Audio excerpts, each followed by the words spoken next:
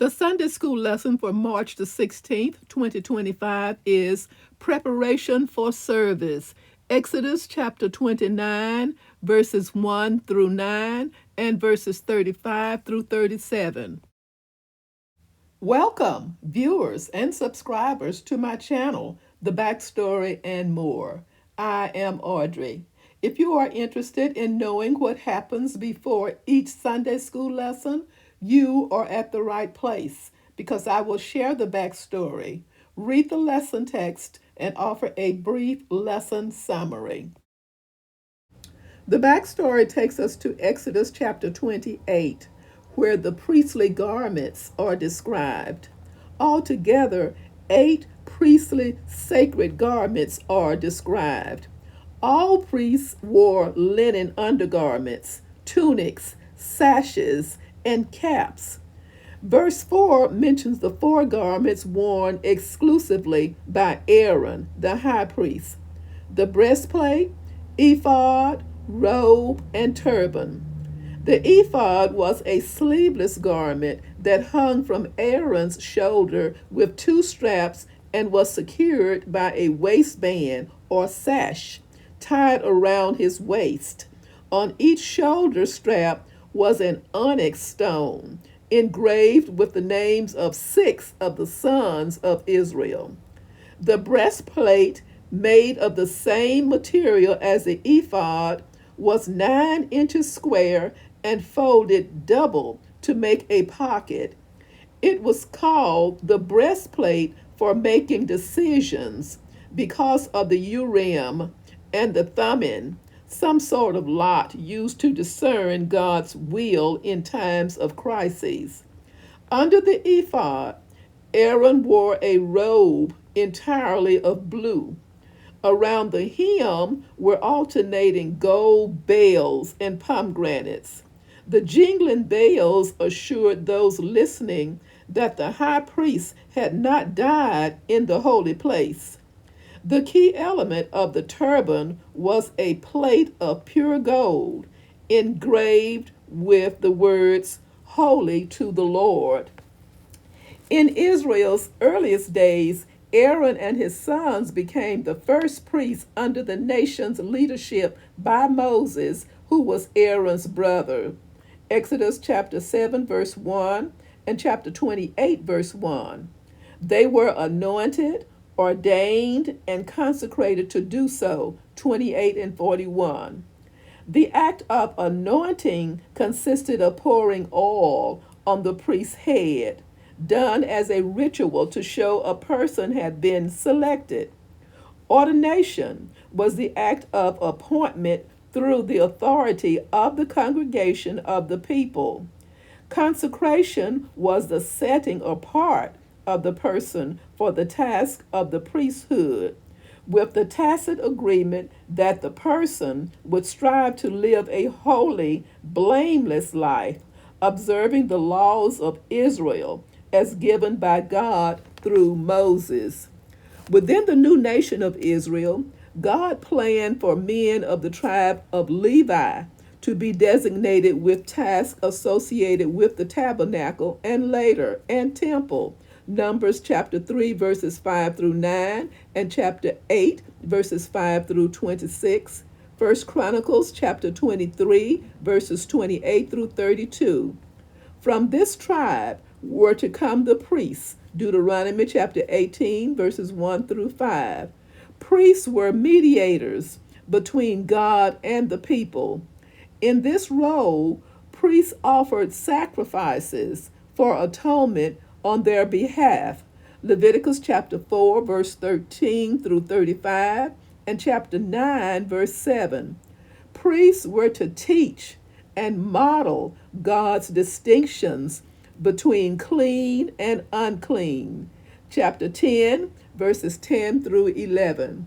The backstory ends here, and our lesson continues with the next slide. Verse 1.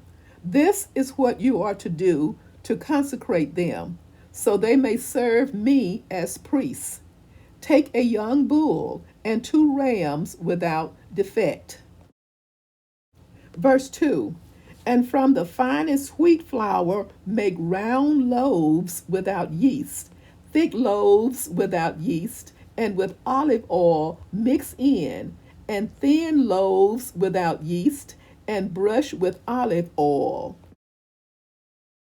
Verses 3 through 4. Put them in a basket and present them along with the bull and the two rams. Then bring Aaron and his sons to the entrance to the tent of meeting and wash them with water. Verses 5 through 6. Take the garments and dress Aaron with the tunic, the robe of the ephod itself, and the breastplate. Fasten the ephod on him by its skillfully woven waistband. Put the turban on his head and attach the sacred emblem to the turban. Verses 7 through 9. Take the anointing oil and anoint him by pouring it on his head. Bring his sons and dress them in tunics and fasten caps on them. Then tie sashes on Aaron and his sons. The priesthood is theirs by a lasting ordinance. Then you shall ordain Aaron and his sons. Verses 35 through 37. Do for Aaron and his sons everything I have commanded you, taking 7 days to ordain them. Sacrifice a bull each day as a sin offering to make atonement. Purify the altar by making atonement for it, and anoint it to consecrate it. For 7 days make atonement for the altar and consecrate it. Then the altar will be most holy, and whatever touches it will be holy. A brief summary of Exodus chapter 29. Moses received God's instructions for how to consecrate Aaron and his sons through sacrifices, washing, putting on the priestly garments, and being anointed with oil. 1 bull and 2 rams were sacrificed to atone for Aaron and his sons.